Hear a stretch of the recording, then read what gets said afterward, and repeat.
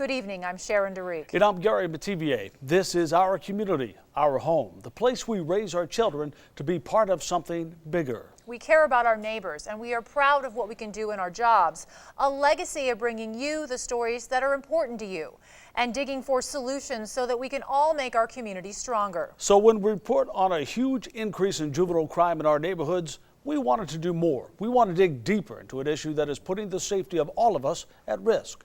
An issue that puts police and, yes, the young offenders at risk too. Tonight, James Stratton shows us the results of a months-long investigation looking for answers, a better understanding of what is happening and why. For all of us, this hits very close to home, our home. This is a KWQC TV6 original. This is more than a joyride.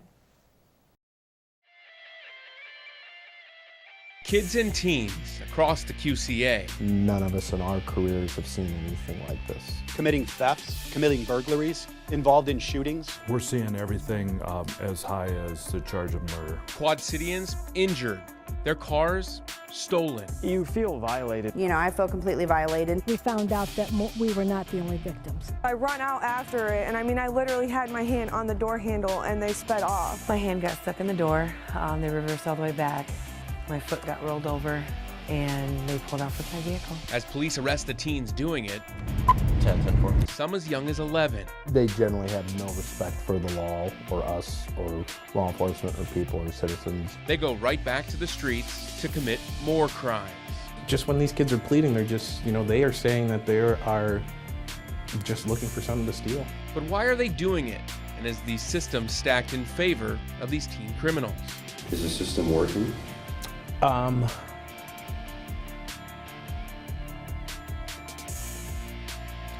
think so. I hope so.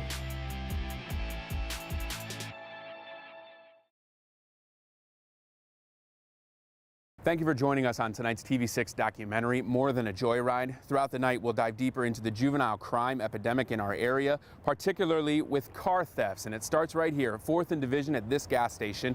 Alicia Garcia saw a friend in the parking space next to her. Not thinking anything of it, she got out and started talking to that person, not knowing that a teen was waiting right behind these dumpsters, only to hop into the passenger side of her vehicle and in seconds take off.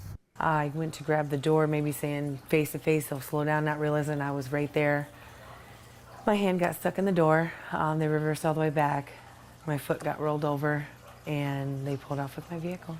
She was ultimately taken to the hospital with multiple injuries, and we're not seeing car thefts just in the QC Metro. We've seen it in the rural towns as well. We spoke with police across our area and rode around with Davenport police on a few different shifts. And what we found is kids and teens, if they steal a car, can steal another one in minutes and then commit more crimes. From Eldridge to LeClaire, Durant, and all QC Metro cities, Milan, Geneseo, and more, we've seen hundreds of cars stolen throughout our area. There's not a neighborhood that is untouchable or without, not within reach of these individuals. Averaging around 2 per day throughout the QC and 3 per day in Davenport alone. It does seem to be coordinated. That's the thing. It does seem to be calculated. This is what they're doing. They're actually going out looking for stolen vehicles or looking for cars to steal. Most of the cars they steal are unlocked or running with the keys inside. It doesn't matter what neighborhood you're in. It doesn't matter what kind of vehicle you are. These kids are trying every single car out there, and it is a crime of opportunity. Once police do get a call about a stolen car, they're difficult to track. We rode along with Davenport police for 2 shifts to see how they respond on a Friday night. Davenport officer Luke Figge had 2 reports of stolen cars. 99 vehicles have been being parked in the rear of 212 West 35th, 212 West 35. 10-4. Both times, no luck in finding them. You have any luck? Negative. I was going to run by Mary Chris quick, but I think it's gone. It can be frustrating because you'll have calls that are good and you're so far away that by the time you get up there, they're probably long gone. Even if he did spot one of those stolen cars, chasing one of them is a different story. Now getting it stopped is another thing because most of these guys don't stop for us when we do try to stop them. Davenport police only chase cars in cases of forcible felonies, gun crimes, or if the driver is on a specialized list. The decision to chase must come from the officer in charge on that shift. Police say once a kid or a teen have stolen a car, that commit other crimes with them.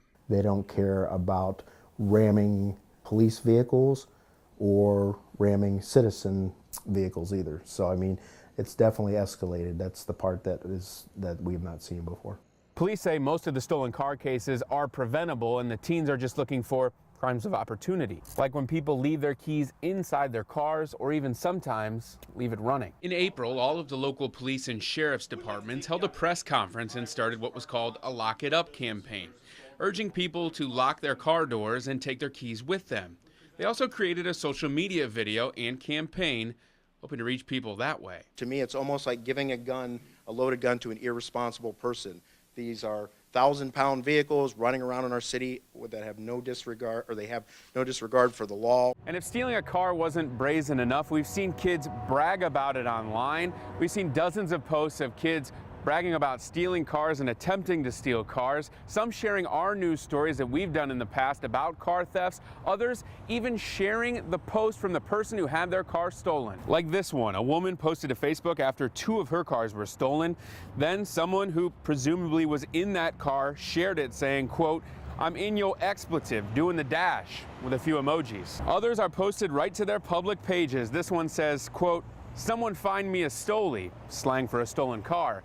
A comment on that post says, quote, "Quick Shop has hella cars." And this one from a few months back that says, quote, "Leave your expletive running, I'm taking it." These are only a few of the posts we've seen online since March in a web of fake profiles of kids and teens, some claiming a local hybrid gang called Savage Life. Davenport Police Chief Paul Sikorsky did send an email to Davenport police officers in January of last year saying Savage Life was responsible. But police say it's hard to track a hybrid gang like that, and they believe it's grown further than just that group of kids.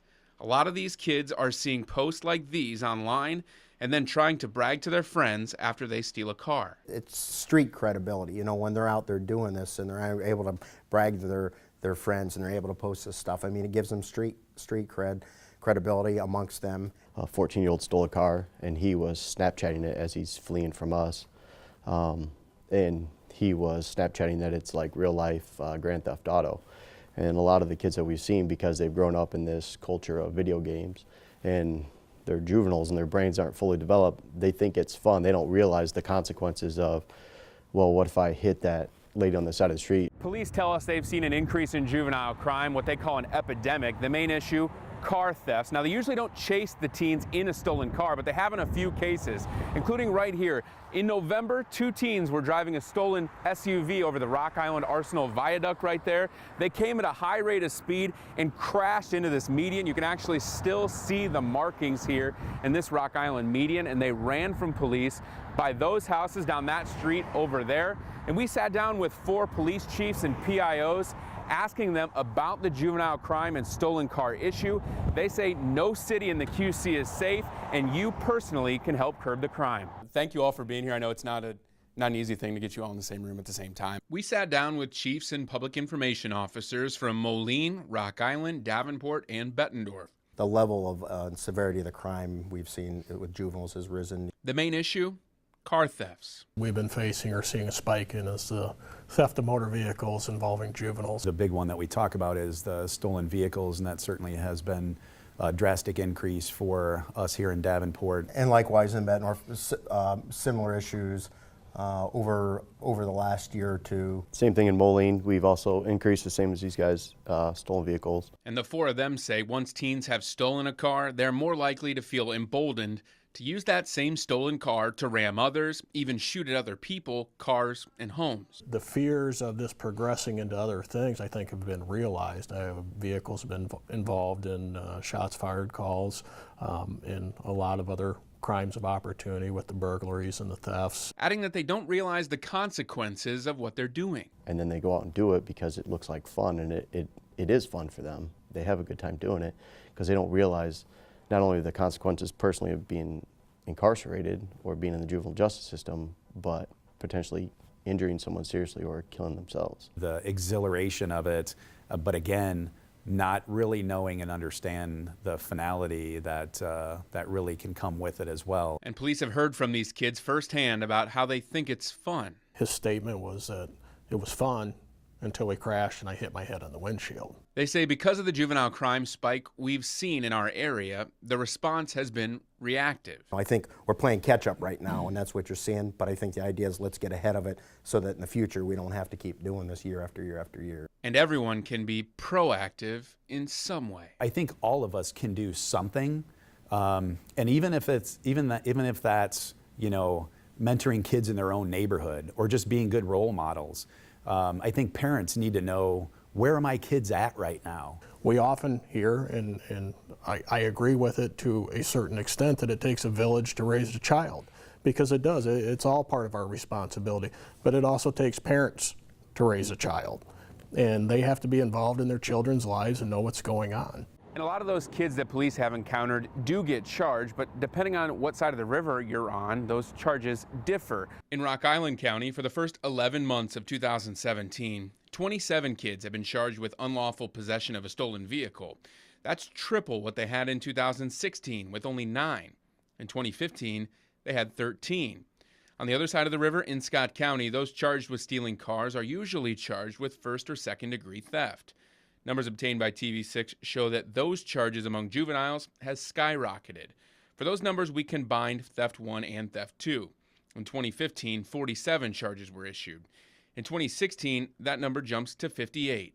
And in the first 11 months of 2017, 149 charges have been issued. That's triple what they had in 2015. And police say the number of stolen cars has skyrocketed this year. We requested the numbers of stolen cars from 5 cities in the QC Metro between January 1st and December 1st. What we found was 848 cars were stolen in the QC Metro in that time frame, just 11 months. The majority are in Davenport with 551. Rock Island is second on the list with 113, followed by Moline with 85. East Moline had 55, and Bettendorf 44.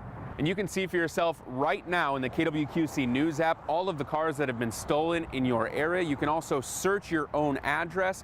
Just click on the story, More Than a Joyride. In that story, you'll be able to find a map with individual make, model, year, and the date and time that car was reported stolen right now in the KWQC News app.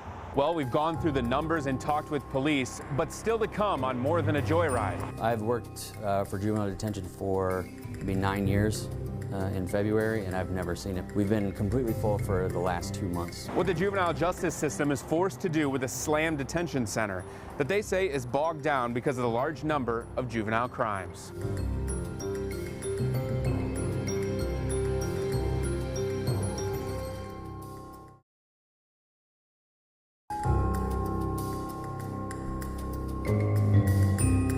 Rachel Roberts was sleeping at this Davenport apartment complex in October. She had her car stolen 5 months prior, so she locked her car doors and her apartment doors. But thieves found her spare key inside her grill out back, eventually taking that key, breaking into her apartment, stealing her purse just feet from where she was sleeping. Eventually, they stole her car. I feel violated. I feel completely violated. They actually took that phone off the end table, so that would have been about 2 feet away from my head. As we speak with local law enforcement, juvenile court officers, and others related to helping kids and teens who commit crimes, everyone tells us the system is meant to rehabilitate them instead of punish them.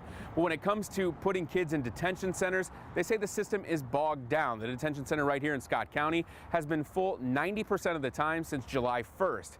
To give you an example of how busy that is, the head of the detention center tells us it's usually only full 1% of the time. It's been so full the last 2 months, they've actually had to ship kids out of here to across the state. Chief Juvenile Court Officer Scott Hobart admits the juvenile justice system is overflowing with teens, mainly because of the car theft epidemic in our area. It's added another level of the complexity of dealing with juveniles in juvenile court. The detention center is full almost 100% of the time lately, mainly due to those car thefts. In detention, I think you hear a lot, they're just doing it for fun.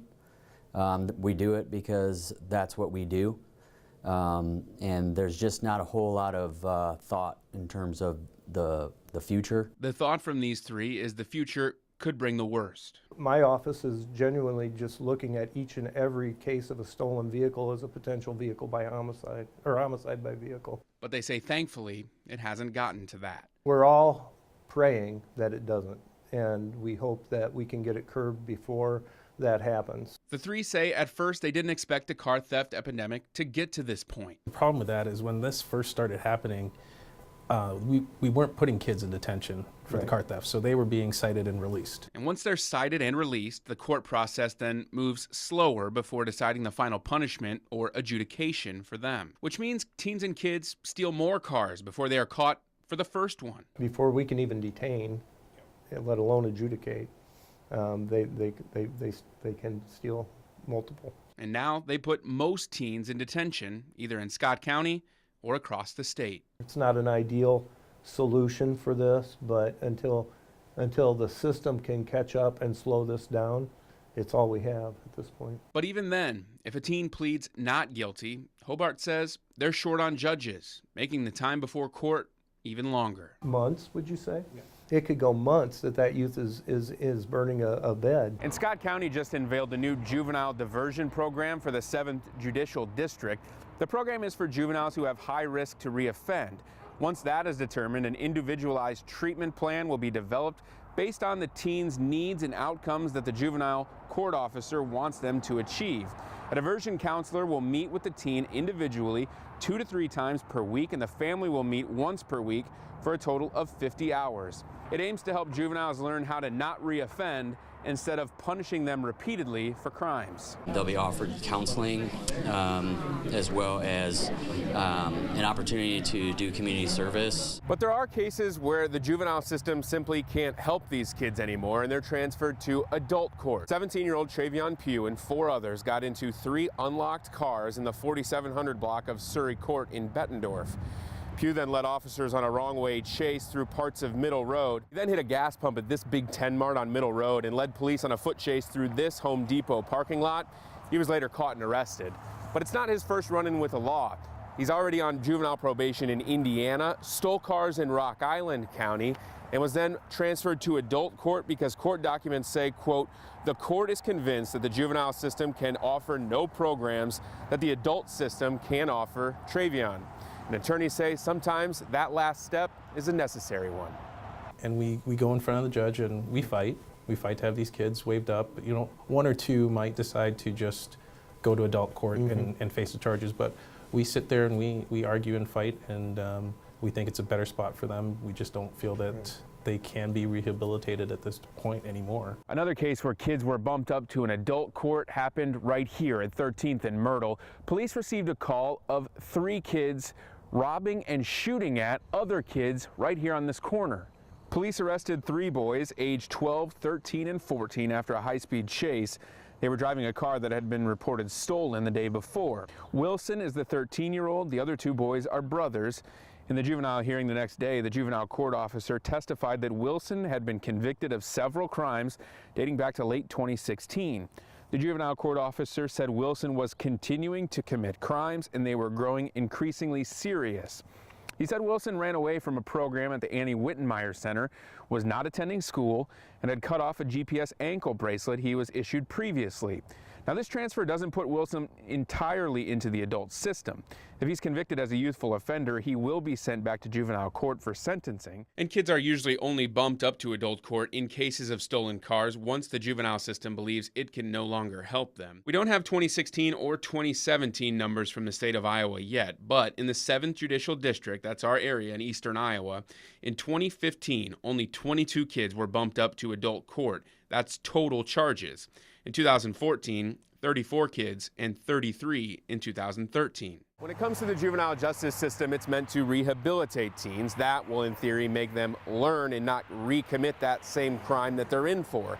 But in our months of investigating, we've seen some kids commit crimes, the same crime, up to 5 times. Some leaders say they do that knowing they won't be punished. These juveniles will tell you flat out, this is what we do, and I'm going to continue to do it. And they leave the juvenile detention center and they do exactly that. And sometimes they're caught in as little as just a few hours later.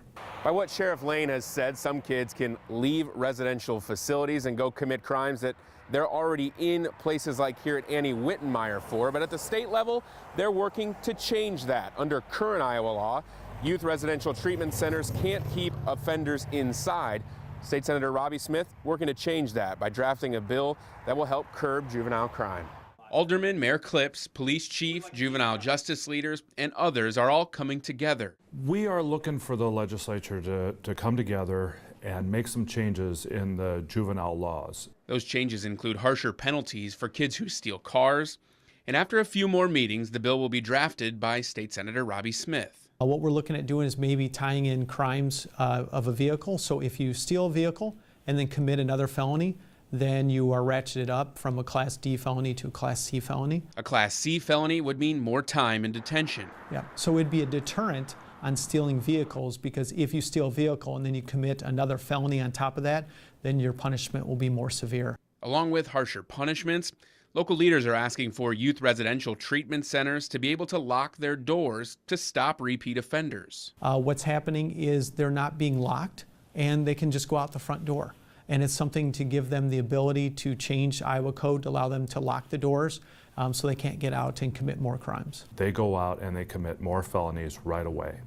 We are seeing a lot of this right now, and it's causing a big disruption to our community. And going forward, State Senator Smith will meet with DHS, the Department of Corrections, and even the governor before the bill will be drafted. And then I'll look to move it forward in January and February. Another thing they're looking to do is be able to restrain juveniles and more civil protection for people who do.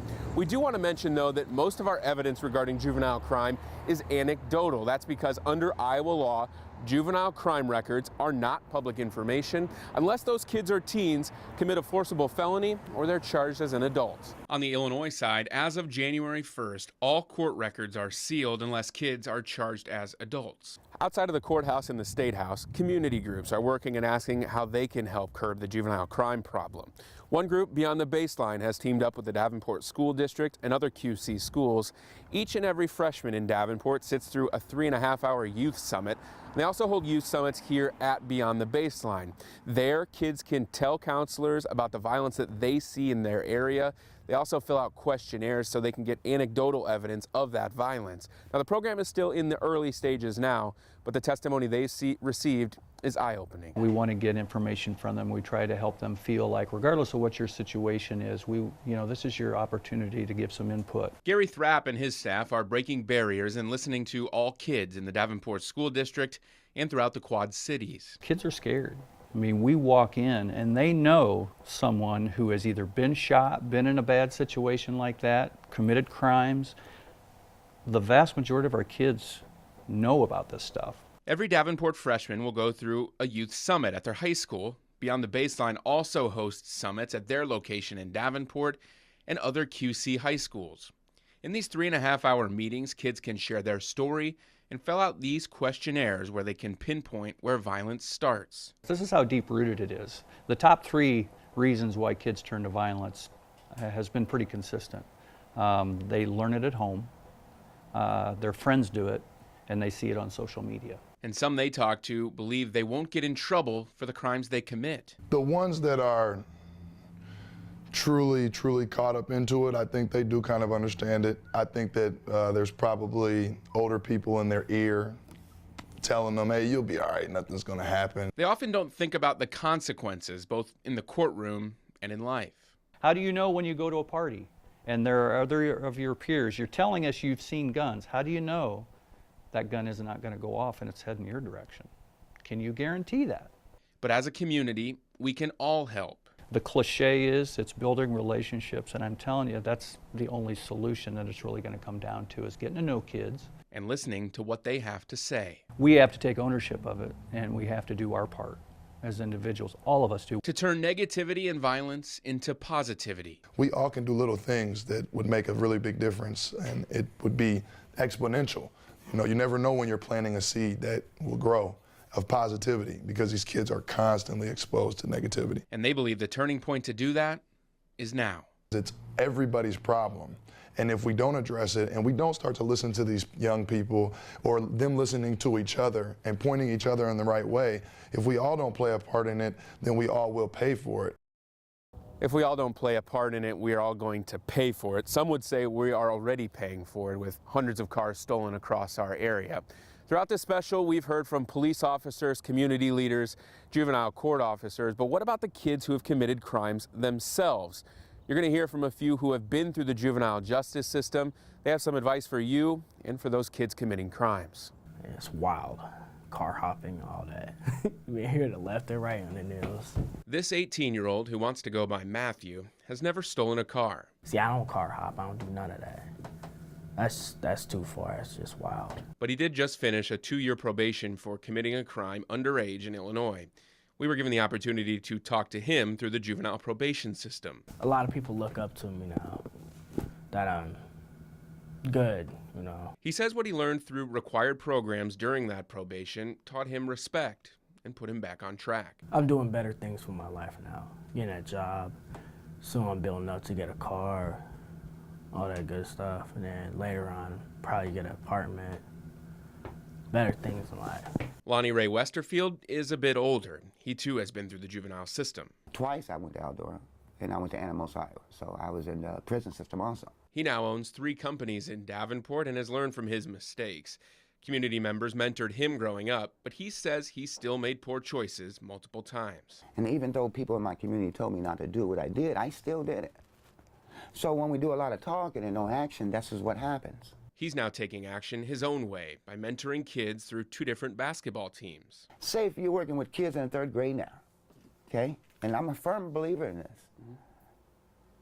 By the time they graduate out of high school, if we can put them in a position where they're able to make better choices, that's it. That's how the crime rate would drop down. Westerfield says kids in our community need mentors. Everybody has love in them. Gotta know how to take it out. And they need those mentors to spend time with them to show them right from wrong and that people do care. People are not willing to sacrifice their time to give someone. And the biggest thing that we can sacrifice is time. That's what the kids need. They need time together. While Westerfield spends his time mentoring, Matthew is spending his working toward his high school diploma. I can't wait till I graduate, though. There's big things out there. I got big dreams and stuff.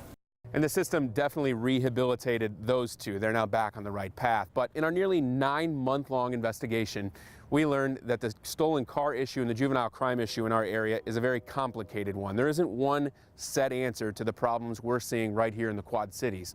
But as Quad Cityans, there are some things you can do, from locking your car doors to even bigger steps like talking to your own kids about crime or mentoring kids in your neighborhoods or local schools. Because the stolen car epidemic in our area is more than just a joyride.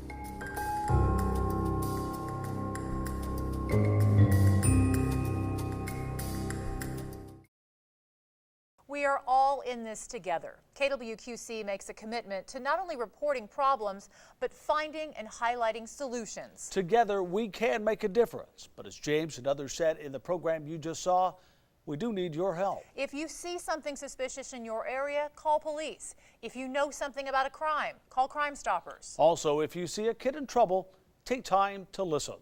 We have resources on our website right now to give you more tools we can all use. We hear you, and we are with you. Good night.